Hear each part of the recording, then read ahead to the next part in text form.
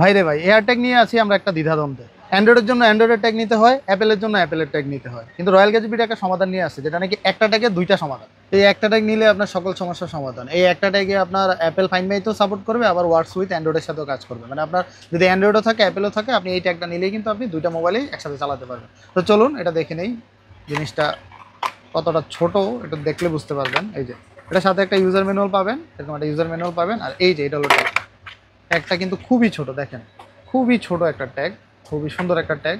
আবার এটা কিন্তু আপনার 6 মাস 8 মাস পর পর ব্যাটারি চেঞ্জ করতে হবে, পিছনে ব্যাটারি খোলার অপশন দেওয়া আছে।